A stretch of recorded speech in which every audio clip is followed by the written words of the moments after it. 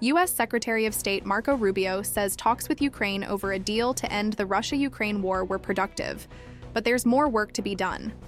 The talks, held in Florida, were attended by a Ukrainian delegation led by National Security Council Secretary Rustem Umerov, Ukraine's new chief negotiator. Also at the meeting were President Donald Trump's envoy Steve Witkoff and Trump's son-in-law, Jared Kushner.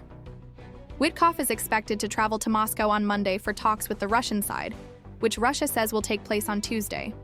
Umerov was brought in to replace the Ukrainian president's top negotiator, Andriy Yermak, after he quit following an anti-corruption raid on his home. Sunday's meeting is the latest step in 2 weeks of intense diplomatic activity. It was sparked by the leaking of a 28-point U.S. peace plan, which shocked Ukraine and its European allies for appearing to favor Russia, which invaded Ukraine nearly 4 years ago. It's not just about the terms that ends fighting, Rubio said at the meeting in Hallandale Beach, north of Miami.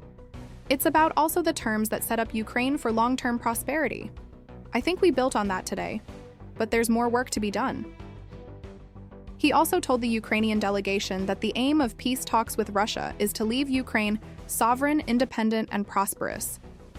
As Sunday's talks began, Umerov said, "We are discussing about the future of Ukraine, about the security of Ukraine, about no repetition of aggression of Ukraine, about prosperity of Ukraine, about how to rebuild Ukraine.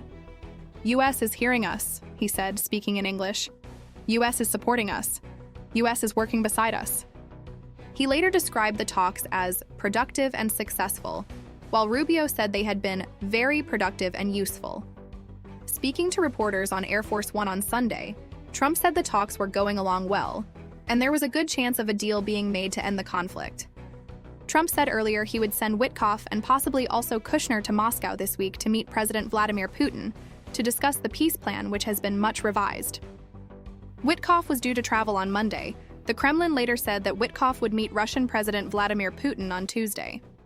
Commenting on the latest U.S.-Ukrainian talks in a post on social media, Ukraine's President Volodymyr Zelensky said, "It is important that the talks have a constructive dynamic, and that all issues were discussed openly and with a clear focus on ensuring Ukraine's sovereignty and national interests."